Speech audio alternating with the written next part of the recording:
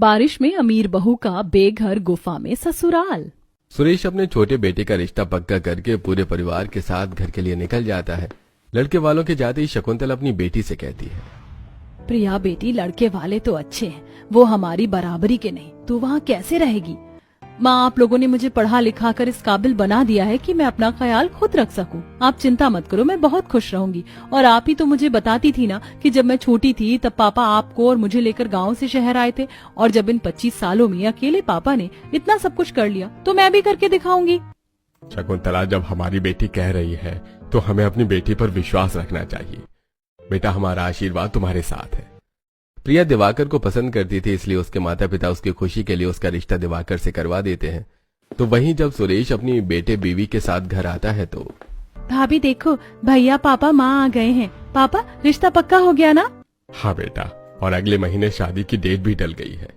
दिवाकर का रिश्ता लगने की वजह से पूरा परिवार खुश होता है। और शाम को जब पूरा परिवार एक साथ खाने के लिए बैठता है तो राजू को न देखकर सिमरन परेशान हो जाती है। काजल, तुमने राजू को देखा? बहुत देर से नहीं दिख रहा। भाभी, वो बाहर ही खेल रहा था, मैं देखकर आती हूँ। काजल बाहर राजू को ढूंढती है पर वो नजर नहीं आता। अब पूरा परिवार राजू को ढूंढता है और पड़ोस के बच्चे पिंकी उनसे कहती है, अंकल, राजू और गांव के सभी बच्चे जंगल में गुफा में खेल रहे हैं। मैंने उनसे बोला शाम हो गई है, घर चलो, पर उन्होंने मेरी बात नहीं मानी। जंगल में गुफा? बेटा, तुम हमें ले चलो। सिमरन और अमित पिंकी के साथ जंगल में जाते हैं और उनकी नजर एक बड़ी सी गुफा पर पड़ती है। अरे, गुफा तो काफी बड़ी है और कितना घना जंगल है। इन बच्चों को यहाँ खेलते हुए जरा भी डर नहीं लगता? इतना बोलकर अमित और सिमरन गुफा के अंदर जाते हैं और देखते हैं कि गुफा अंदर से काफी साफ है। बच्चों ने कुछ खिलौने रखे हैं और सभी बच्चे एक चटाई बिछाकर सो रहे हैं। लगता है बच्चे इस गुफा को घर बनाकर खेल रहे हैं। बच्चे और उनके अतरंगी खेल। गुफा कितनी साफ रखी है बच्चों ने, और देखो, चटाई, खिलौने वाले बर्तन, गैस सिलेंडर, सब कुछ रखा है। लगता है खेलते खेलते सो गए। तुम राजू को उठाओ, मैं बाकी बच्चों को उठाता हूँ। राजू बेटा, उठो और घर चलो, ये घर नहीं है। सिमरन और अमित बाकी बच्चों को उठाते हैं और सभी बच्चों के साथ घर आते हैं। इसी तरह समय गुजरता है और बहुत जल्द प्रिया शादी करके अपने ससुराल आती है। भाभी, अभी तो हमारे घर में सिर्फ 2 ही कमरे हैं। एक कमरे में बड़ी भाभी रहती है, इसलिए अब से ये कमरा आपका। वो सब तो ठीक है, पर आप लोग कहाँ सोएंगे? आप दोनों के कमरे के बाहर छोटा सा हॉल है ना, मैं, माँ, पापा वहीं सो जाएंगे। अब आप आराम कर लो। इतना बोलकर काजल सोने के लिए हॉल में जाती है और बिस्तर लगाकर अपने माता पिता के साथ सो जाती है, पर प्रिया को नींद नहीं आती। दिवाकर, मुझे बहुत बुरा लग रहा है। घर के बाकी लोग बाहर हॉल में जमीन पर बिस्तर लगाकर सो रहे और हम कमरे में। प्रिया, चिंता मत करो, हमने घर बनाने का सोचा है। 1-2 दिन में हम घर बनाना चालू कर देंगे। दिवाकर से बात करके प्रिया को अच्छा लगता है और वो सो जाती है।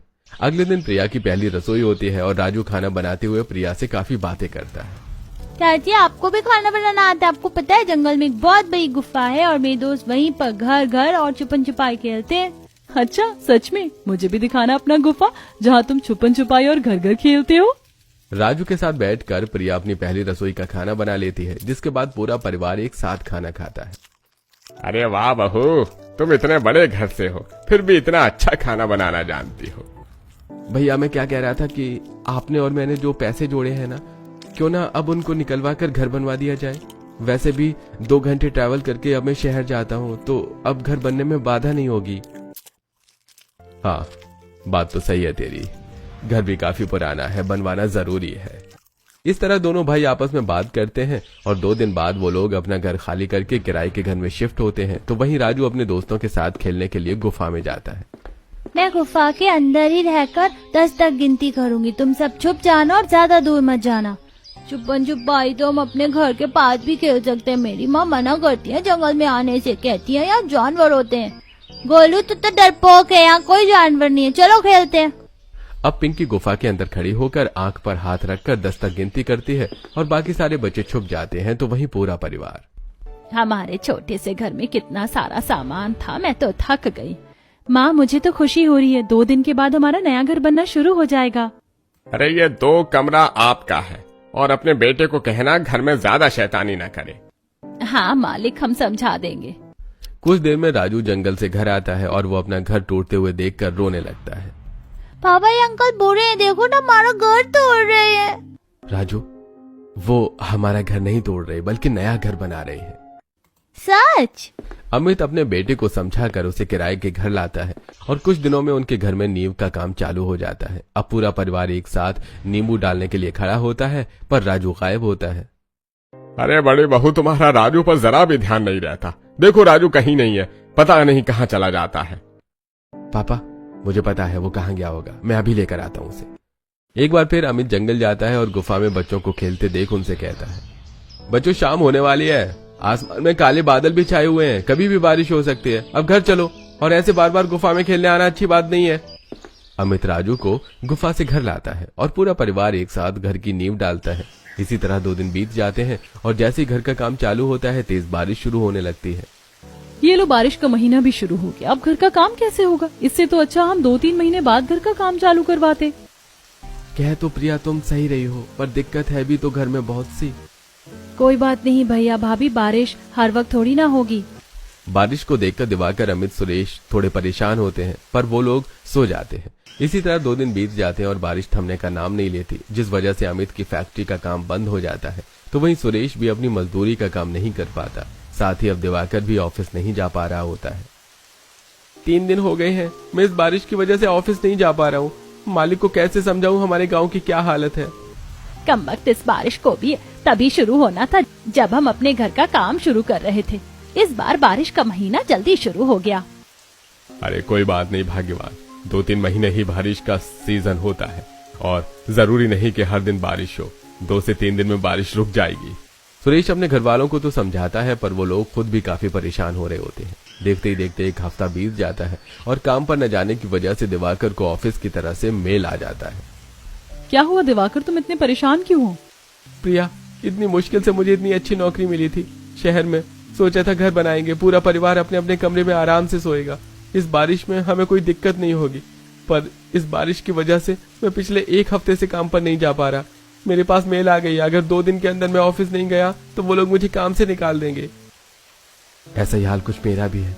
जब भी बारिश होती है हमारे मालिक को कुछ महीने के लिए फैक्ट्री बंद करनी पड़ती है। कोई बात नहीं, ये बारिश बंद होते ही सब ठीक हो जाएगा और अभी हमारे पास पैसे हैं, घर भी बन जाएगा। आशा के परिवार के पास घर बनाने के लिए अभी पैसे थे, इसलिए वो ज्यादा परेशान नहीं होते और आराम से सो जाते हैं। पर शायद अभी उनकी जिंदगी में और दुख आने बाकी थे। जब पूरा परिवार चैन से सो रहा होता है तो उसी रात कुछ चोर आकर मालिक और सभी किराएदारों के घर में चोरी करके चले जाते हैं और अगली सुबह, अरे मैं तो लुट गया, बर्बाद हो गया। मेरे पास 50,000 कैश रखे थे, सारे पैसे गहने चोरी हो गए। माँ जी, हमने जो भी अपनी पेटी में 2 लाख रुपए रखे थे वो भी गायब है। लगता है चोर ने ना सिर्फ मालिक के घर में चोरी करी बल्कि हम किराएदारों को भी नहीं छोड़ा। अरे अब हम क्या करेंगे, हम लोगों को इतनी बड़ी रकम निकालने ही नहीं चाहिए थी। घर में चोरी होने की वजह से पूरा परिवार सदमे में आ चुका था। इसी तरह 3 दिन बीत जाते हैं और मालिक आकर उनसे किराया मांगने लगता है। 1 महीना हो गए हैं किराया दिए हुए, वैसे ही मेरे घर में चोरी हो गई है। मुझे अपनी बैंक की किस्त, कमेटी, बिजली पानी का बिल, बच्चों के स्कूल की फीस, बहुत चीज भरनी है। मालिक, चोरी सिर्फ आपके घर में नहीं हमारे घर में भी हुई थी। हमारे पास अभी पैसे नहीं है और हम दोनों भाई की नौकरी भी चली गई है। ऊपर से इतनी बारिश हो रही है, बाहर कहीं काम भी नहीं मिल रहा, हमारे घर का काम भी रुका हुआ है। अरे हाँ, तो इस बारिश में क्या तुम अकेले फंसे हो? हम भी फंसे हुए हैं और बाहर बहुत सारे किराएदार भटक रहे हैं जो मुझे एडवांस पैसे देने को तैयार है। अगर आज शाम तक किराया नहीं दिया तो घर खाली कर देना भाई। मकान मालिक धमकी देकर चला जाता है, जिसके बाद पूरा परिवार परेशान हो जाता है और अपना सामान पैक करने लगता है। हमें इस महीने घर का काम चालू ही नहीं करना चाहिए था। पुराना ही सही, पर हमारे सर पर छत तो थी। हमने तो अपने पैरों पर खुद ही कुल्हाड़ी मार ली। अब हम इस बारिश में कहाँ जाएंगे? न काम है और ना ही हाथ में पैसे। समझ नहीं आ रहा क्या करें। अभी तो हमें कमरा खाली करना होगा। देखते हैं, क्या पता हमारा कोई पड़ोसी मदद कर दे। पूरा परिवार अपना सारा सामान लेकर अपने मोहल्ले में आते हैं और अपनी एक पड़ोसन के घर में सारे सामान रखकर कुछ समय के लिए बैठ जाते हैं। भैया, आप लोग के साथ तो बहुत बुरा हुआ, पर हमारा तो खुद का छोटा सा घर है और इतनी बड़ी फैमिली है। दिन भर तो ठीक है, पर रात को हम आपको अपने घर में जगह नहीं दे पाएंगे। कोई बात नहीं शोभा बहन, इस बारिश में तुमने हमें अपने घर में रहने की जगह दी, वही काफी है। वो लोग पूरा दिन तो पड़ोसी के घर में रहते हैं, पर शाम होते ही उन्हें अपने पड़ोसी के घर से निकलना पड़ता है। पूरा परिवार अपने पड़ोसी के घर के बाहर चबूतरे पर बैठा होता है और बारिश के छींटे उनके ऊपर आ रहे होते हैं। मुझे ये बारिश बिल्कुल नहीं पसंद। हर जगह पानी कीचड़ होता है और अब तो मुझे जुकाम भी हो गया। दूसरे के घर के बाहर खड़े होने से तो अच्छा है कि मैं जंगल चले जाऊं और गुफा में ही सो जाऊं। वहाँ कम से कम धूप और बारिश का पानी तो नहीं आता। बहू, ये कौन सी गुफा की बात कर रहा है? सिमरन अब पूरे परिवार को जंगल की गुफा के बारे में बताती है, जिसके बाद प्रिया अपने परिवार से कहती है, आखिर हम सारी रात इस बारिश में किसी के घर के बाहर तो नहीं बैठे रह सकते। राजू सही कह रहा, अगर उस गुफा में बारिश का पानी नहीं आता तो हमें वहीं चलना चाहिए। वैसे भी अपना घर अपना ही होता है, चाहे वो गुफा हो या पक्का मकान। और अगली सुबह हम कोई ना कोई इंतजाम कर लेंगे। अभी रात बिताने के लिए गुफा में ही चलते हैं। ना हाथ में पैसे हैं, ना नौकरी है और ना ही रहने के लिए घर। मुझे भी लगता है कि हमें प्रिया की बात मान लेनी चाहिए। प्रिया के सुझाव देने पर पूरा परिवार बारिश में भीगते हुए जंगल की ओर जाता है और कुछ ही देर में वो लोग गुफा के अंदर जाते हैं। गुफा के अंदर काफी अंधेरा होता है और पूरा परिवार गीला होने की वजह से ठंड से कांप रहा होता है। जिसके बाद प्रिया गुफा के अंदर कुछ लकड़ियों को लेकर उन्हें खराब कपड़ा और पन्नी में लपेट कर उनका मशाल बनाकर जला देती है और गुफा के अंदर कोनों में लगा देती है। इस मशाल के जलने से गुफा के अंदर थोड़ी गर्मी भी रहेगी और रोशनी भी रहेगी। राजू, तुम्हें ठंड लग गई है, तुम कपड़े बदल लो। गुफा तो काफी साफ है, बच्चे यहाँ खेलते हैं, देखो ना उनके सामान भी रखे, मैं बिस्तर लगा देती हूँ। काजल जल्दी से कुछ बैग खोलकर बिस्तर निकालती है और प्रिया थोड़ी थोड़ी दूरी पर 3 पर्दे लगा देती है, जिसमें एक तरफ सिमरन अपने पति और बच्चे का सामान रखती है, दूसरी तरफ प्रिया और दिवाकर अपना सामान रखते हैं और वहीं बाकी के बचे हिस्से में काजल अपने माता पिता का सामान रखती है। और बिस्तर लगाकर जैसे ही पूरा परिवार बैठता है उन्हें जानवरों की आवाज सुनाई देती है। सुनिए जी, हम जंगल में हैं, जानवर की आवाज आ रही है, पता नहीं कहाँ से कौन सा जानवर आ जाए। गुफा में दरवाजा भी नहीं है। माँ जी, मैं ऐसे ही कुछ मशाल और जलाकर गुफा के बाहर रख देती हूँ, इससे कोई भी जानवर अंदर नहीं आएगा। प्रिया, तुम तो बहुत होशियार हो, तुम्हें इतनी नॉलेज कैसे है? भैया, कॉलेज में हम अक्सर कैंपिंग के लिए बाहर ले जाया जाता था, वहीं हमें सिखाया जाता था अगर हम जंगल में कभी फंस जाते हैं या हमारे साथ कभी इस तरह का हादसा हो जाता है तो हमें कैसे रहना चाहिए। बस वही सब आज काम आ रहा है। इतना बोलकर प्रिया फिर कुछ लकड़ियां देखने के लिए बाहर जाती है और अब बारिश भी रुक चुकी थी और बड़ी मुश्किल से प्रिया को कुछ लकड़ियां मिलती हैं, जिनका मशाल बनाकर प्रिया गुफा के बाहर लगा देती है। हमने कितने सपने देखे थे, सोचा था जितनी जल्दी घर बन जाएगा उतना अच्छा होगा, पर इस बारिश ने सब खराब कर दिया। और जिन्होंने हमारे पैसे चोरी करे हैं, भगवान उनका कभी भला नहीं करेगा। मुझे तो भूख लग रही है, राजू भी भूखा ही सो गया। मैंने कुछ रोटी और कुरकुरे मट्ठी जैसी चीज डब्बे में भर ली थी, आज रात यही खाकर सो जाते हैं। रात काफी ज्यादा हो चुकी थी, पूरा परिवार भूखा था, इसलिए वो लोग दिन वाली रोटी और कुछ नमकीन मट्ठी निकाल कर खाते हैं और सारी रात गुफा में ही सोते हैं। अगली सुबह होते ही, मैं थोड़ा मजदूरी का काम देखने के लिए जा रहा हूँ, क्या पता कहीं कोई काम मिल जाए। आज बारिश बंद है पर कंपनी ने तो मुझे जॉब से निकाल दिया है, इसलिए मैं भी बाहर जा रहा हूँ काम की तलाश में। पर हम इस गुफा में कब तक रहेंगे? काजल, बिना पैसे के कोई हमें अपना घर किराए पर नहीं देगा। हमारी फैमिली बहुत बड़ी है, कौन हमें अपने घर में रहने की जगह देगा? और हमारा घर भी टूट चुका है और ना ही हाथ में पैसे हैं कि घर बनवा सके। इसीलिए जब तक हाथ में पैसे नहीं हो जाते हमारा घर नहीं बन जाता। हमें इस गुफा में ही रहना होगा। दीदी, चलिए गुफा के बाहर खाना बनाते हैं। अमित, सुरेश और दिवाकर काम की तलाश में बाहर जाते हैं तो वहीं प्रिया सिमरन के साथ मिलकर गुफा के बाहर मिट्टी का चूल्हा बनाती है और सूखी लकड़ी लाकर खाना बनाने लगती है। बहू, हम इस गुफा में कैसे रहेंगे? कुछ ही दिन में राशन भी खत्म हो जाएगा और हम अपनी रसोई बाहर नहीं रख सकते। ये जंगल है, रात को किसी भी वक्त कोई जानवर आ गया तो। आप सही कह रही है माँ जी, पर जब तक घर और पैसों का इंतजाम नहीं हो जाता हमें इस गुफा में ही रहना होगा। शाम को जब जेठ जी, पापा जी और दिवाकर जी घर आएंगे तो मैं उनसे कहूंगी कि जंगल के पीछे पहाड़ी से कुछ बड़े पत्थर तोड़कर ले आएं। हम उससे ही गुफा ढकने के लिए दरवाजा बनाएंगे। अगर हम लकड़ी का दरवाजा बनाते हैं तो उसे बनाने में समय लगेगा और जानवर उसे आसानी से तोड़ भी सकते हैं। पूरा परिवार बैठकर एक साथ खाना खाने लगता है, तभी कुछ बच्चे वहाँ खेलने के लिए आते हैं। राजू तो अपने पूरे परिवार के साथ गुफा में है, अब हम खेलेंगे कहाँ? बच्चों, ये जंगल तुम्हारे लिए सेफ नहीं है, यहाँ खेलना बंद कर दो और अब हम यहीं रहेंगे जब तक हमारा घर नहीं बन जाता। बच्चे उदास होकर वापस अपने घर चले जाते हैं और शाम सुरेश, अमित और दिवाकर घर आते हैं। वो चट्टान और पहाड़ तो हमसे नहीं टूटेगा, आप लोग कुछ करिए ना। रात तो हमने जैसे तैसे बिता ली, पर यहाँ जानवर हैं, अगर रात में किसी जानवर ने हम पर हमला कर दिया तो? बहू, तुम सही कह रही हो, तुम लोग अंदर जाओ, हम लोग पहाड़ी से पत्थर के कुछ टुकड़े लेकर आते हैं। कुछ देर में सुरेश अपने दोनों बेटों के साथ जंगल के अंदर जाता है और वहां से कुछ बड़े पत्थर तोड़कर उन्हें हाथ से धक्का मारते हुए गुफा के पास लाते हैं। अगर हम इस गुफा को ढक देंगे तो हम अंदर ही फंसे रह जाएंगे। ये पत्थर बहुत भारी है, अकेले किसी से नहीं हिलने वाला। हाँ मैं जानती हूँ, आज रात इससे हम गुफा ढक लेते हैं और कल हम अपनी लकड़ी की रसोई और गुफा के लिए दरवाजा बनाएंगे। और अगर इस जंगल में जानवर हैं तो उन्हें गुमराह करने के लिए इस पत्थर को हम अपनी गुफा से थोड़ी सी दूरी पर रखेंगे और इनसे 4 मशाल जला देंगे। जानवर चट्टान से डरते हैं और बड़ी चट्टान होगी तो वो वैसे भी आगे नहीं आएंगे। इस तरह हम गुफा से बाहर भी नहीं निकल सकेंगे और इस पत्थर की मदद से कोई जानवर गुफा के अंदर नहीं आ पाएगा। एक बार फिर प्रिया और सिमरन घर के बाहर मिट्टी के चूल्हे पर सबके लिए खाना बनाती हैं और आज खाने में खिचड़ी देख गुफा के अंदर बैठा पूरा परिवार उदास हो जाता है। मैं आज भी खाने में खिचड़ी नहीं खाऊंगा। पिछले कुछ दिनों से खिचड़ी खाने को मिल रही, मेरा दिल आज सब्जी रोटी खाने का है। बेटा यहाँ सब्जी नहीं है और ना पैसे, मैं कहाँ से लाऊंगी सब्जी। इतनी मुश्किल से तो इस गुफा को हमने घर बनाया है, यहाँ अपना सामान रखा है। अभी हमारे पास ना रसोई है, ना पैसे और ना ही सब्जी, इसीलिए जो मिल रहा है वो खा ले। एक एक पैसों के लिए अपने परिवार को तरसता देख प्रिया भी काम करने का फैसला लेती है। जब मैं बहुत छोटी थी तब मेरे पापा मुझे और माँ को लेकर शहर आ गए। उनके पास घर भी नहीं था। पापा बताते थे कि वो फुटपाथ पर रहते थे और इस तरह उन्होंने दिन रात मेहनत की और आज हम इतने अमीर हो गए। लगता है वही स्ट्रगल मेरी भी जिंदगी में है।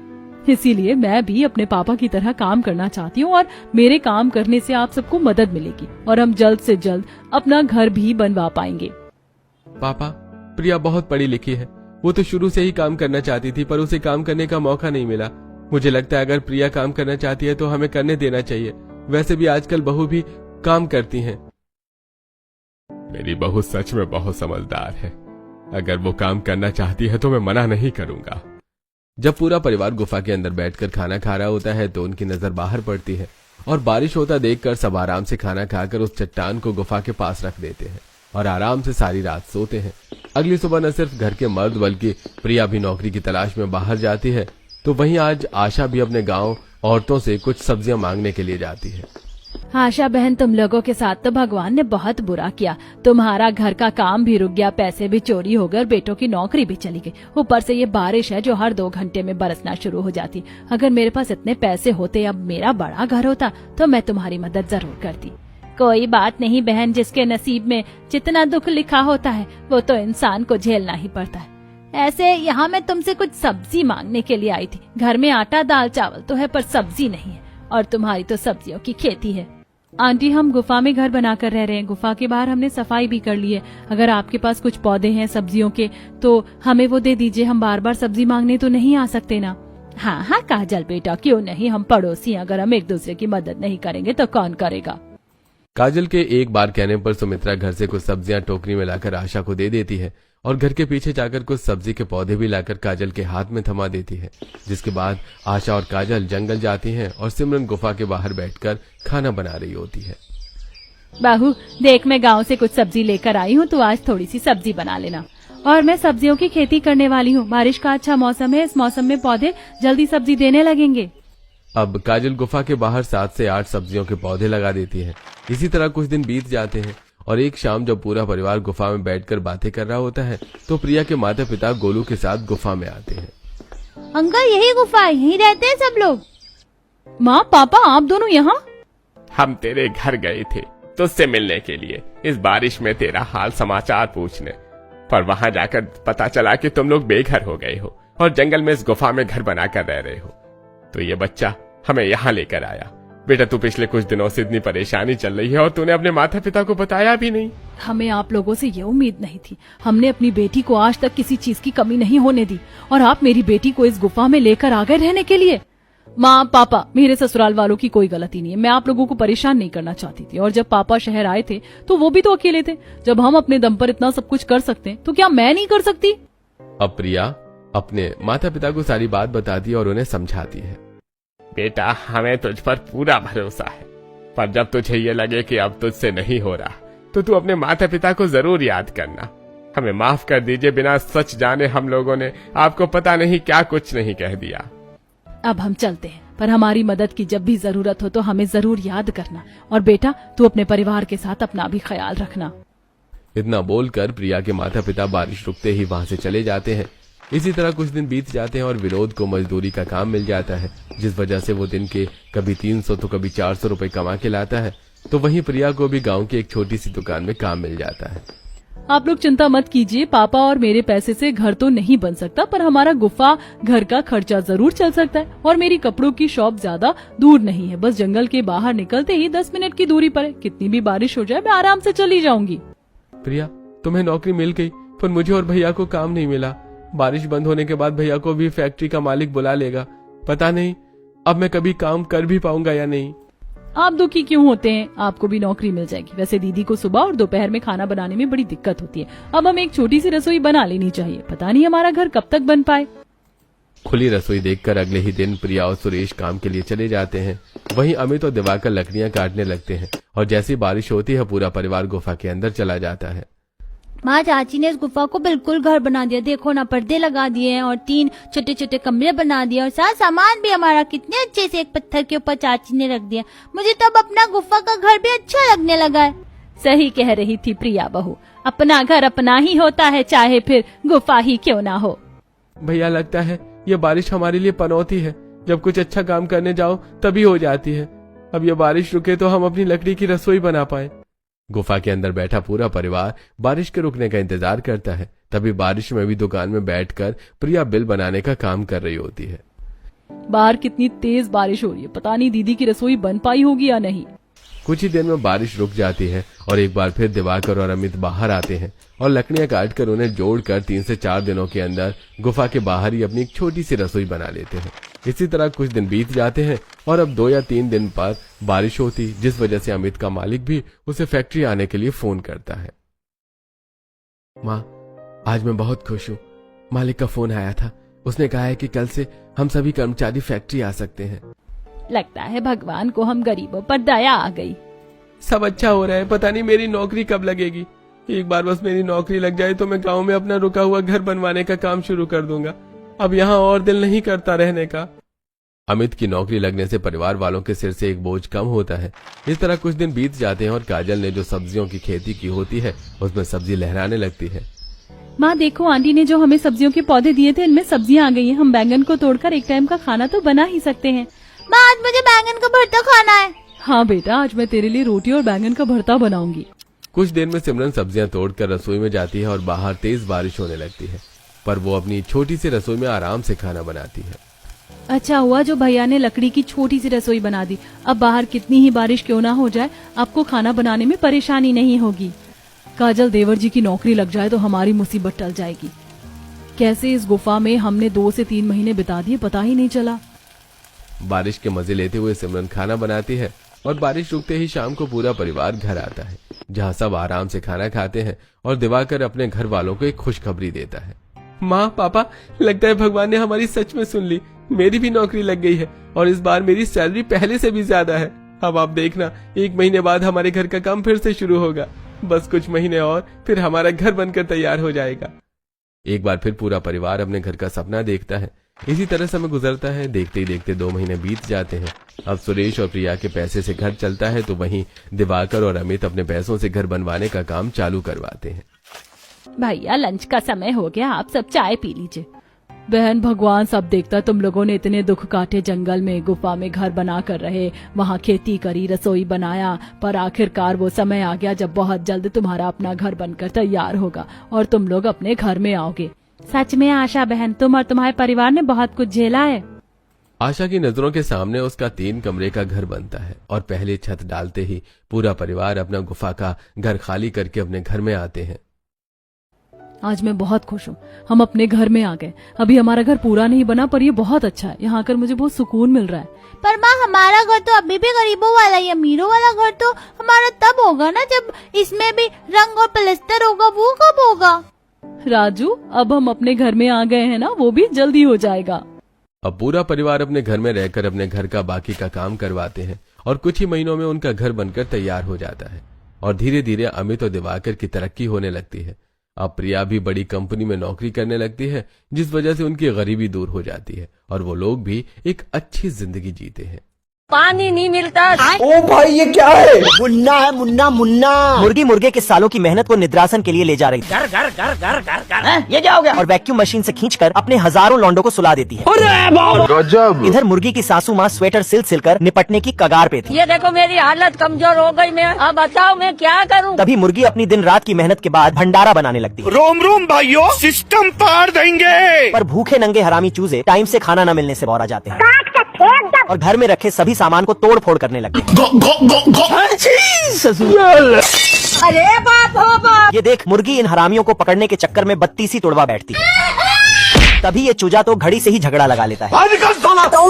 इतने में घड़ी इसे ही एक रेपट जड़ देती है। मुर्गी की इतना खाना बनाने में फटी पड़ी थी। तुमसे ना हो पाएगा। तभी हम सबका प्यारा मदर्स डे आ जाता है।